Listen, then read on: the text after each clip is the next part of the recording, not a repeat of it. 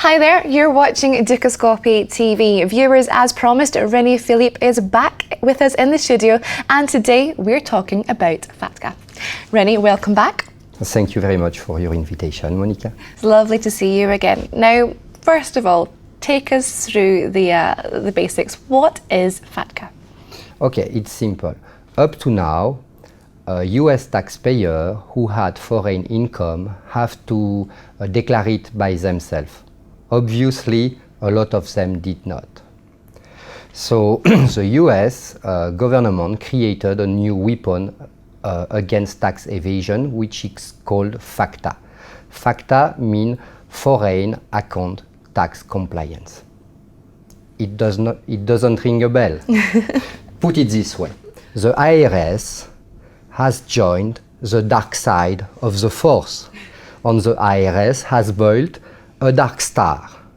And a lot of US taxpayers are about to feel the dark side of the force. And don't count on Luke tax walker to save the day. He will not. He will not. He will not come with his lightsaber and save it all from it. But I mean, how were US authorities able to compel foreign financial institutions to comply with FATCA if it is the dark side of the moon? So yes, because basically what they are asking financial institutions is to denounce their own clients. So how do you do this? You just use a very big stick. In this case, the stick was to tell the financial institution either you cooperate, either there will be a withholding tax of 30%, not only on interest, but also on capital, on any US payment. Now, financial institutions, they cannot work without investing directly or indirectly in the US. Besides, another stick was available just to say to financial institutions that would not be cooperating that you don't cooperate, you don't do transaction in US dollar anymore. So basically, you don't say no to tax evaders. You do not. I mean, we've heard about the tools, what it is, but why was it necessary for these intergovernmental agreements to implement FATCA?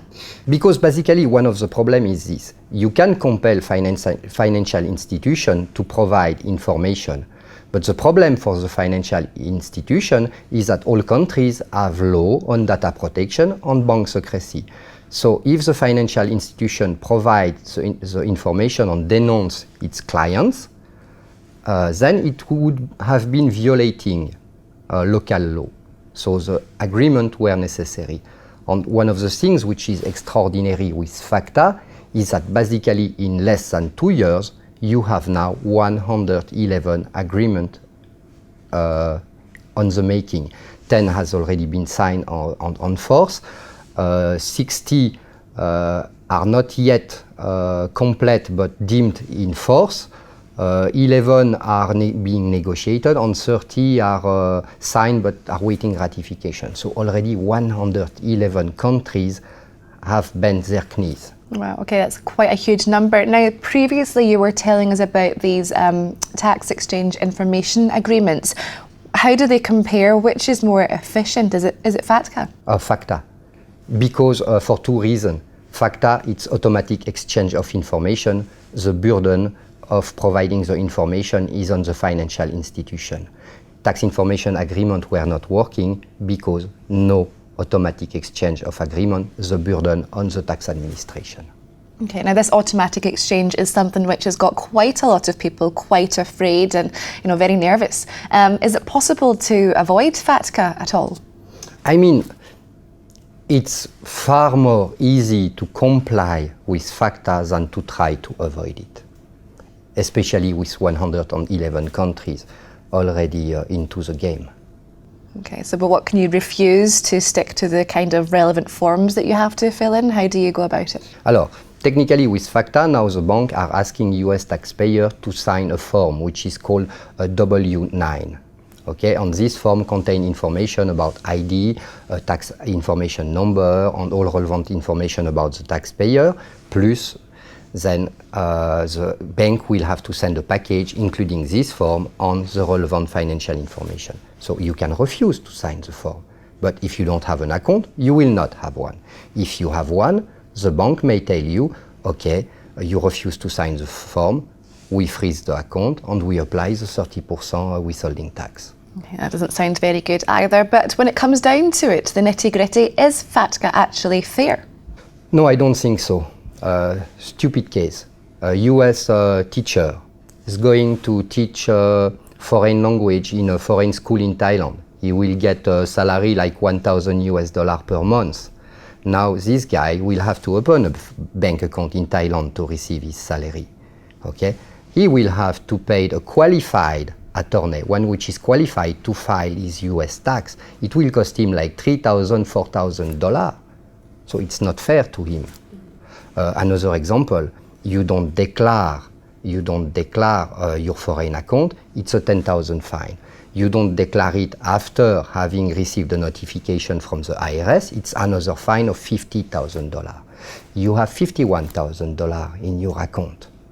Your saving is whipped, and you still owe the tax administration $9,000. How is this fair?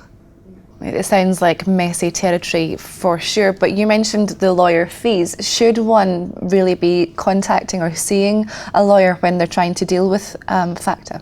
A lawyer, yes, but not a tax lawyer. Personally, I'm a lawyer, I'm knowledgeable with the tax, but I don't qualify myself as a tax lawyer. Because tax lawyers, they will charge you huge fees to design a scheme which push the envelope.